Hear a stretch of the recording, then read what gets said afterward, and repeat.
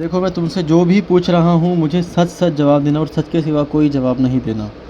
مجھے بتاؤ کہ پہلی جنگ عظیم یعنی کہ ورلڈ وار ون کن ملکوں کے درمیان اور کیوں ہوئی تھی، اور اس جنگ کو کون جیتا تھا، اور وہ جنگ کیسے اینڈ ہوئی تھی؟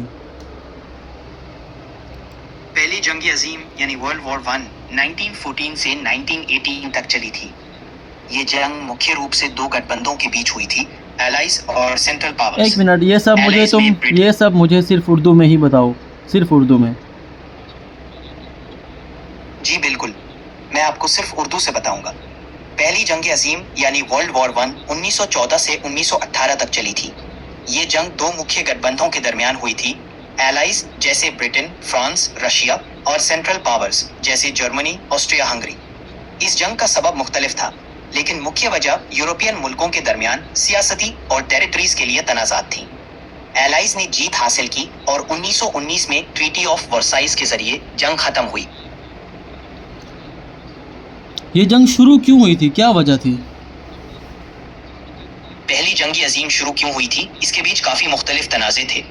ایک بڑی وجہ یہ تھی کہ یورپ کے مختلف ملکوں میں ٹیریٹریز اور اسمان مختلف سیاستی مقاصد کے لیے لڑ رہے تھے۔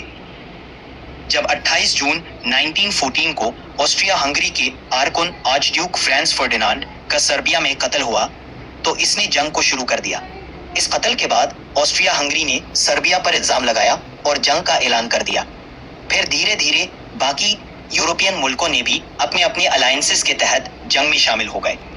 یعنی جنگ کے شروع ہونے کے پیچھے سیاستی، ٹیریٹریز اور ملٹری الائنسز کے تنازعات تھے۔ وہ تو ٹھیک ہے، اس جنگ میں کون کون سے ہتھیار یوز ہوئے تھے؟ پہلی جنگ عظیم میں مختلف قسموں کے ہتھیار استعمال ہوئے تھے۔ اس جنگ میں نئے اور ایڈوانسڈ ہتھیار کا استعمال ہوا جو پہلے کبھی نہیں دیکھے گئے تھے۔ ان میں سے کچھ اہم ہتھیار یہ تھے: ایک، مشین گنز، ان کا استعمال بہت زیادہ ہوا جو ایک وقت میں بہت زیادہ گولیاں چلا سکتے تھے۔ دو، آرٹلری، بڑی براد اور طوفان گولی چلانے والے ہتھیار جو لمبی دوری تک نشانہ بنا سکتے تھے۔ تین، ٹینکس، پہلی بار ٹینکس کا استعمال ہوا جو بیٹل فیلڈ پر موو کر سکتے تھے اور دشمن کے ڈیفنسز کو توڑ سکتے تھے۔ چار، پوائزن گیس، کیمیکل ہتھیار بھی استعمال کیے گئے جو فوجیوں کے لیے خطرناک تھے۔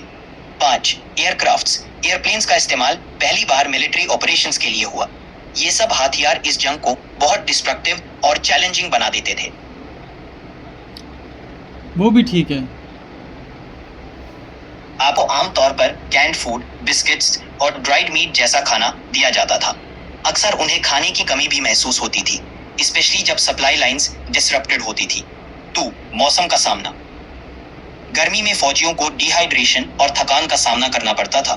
انہیں پانی کی کمی محسوس ہوتی تھی، لیکن وہ اپنی ہیلتھ کا خیال رکھنے کی کوشش کرتے تھے۔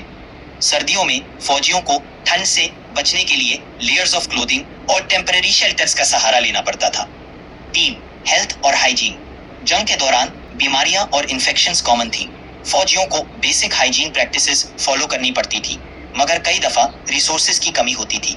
چار، مورال، فوجیوں کا مورال بنائے رکھنا بہت ضروری ہوتا تھا۔ انہیں اپنے دیش کے لیے لڑنے کا جذبہ اور ایک دوسرے کے ساتھ کیمراڈری کا احساس ہوتا تھا۔ یہ سب چیلنجز ان کے دنچاریہ کا حصہ تھے اور انہوں نے ان سب کا سامنا کیا۔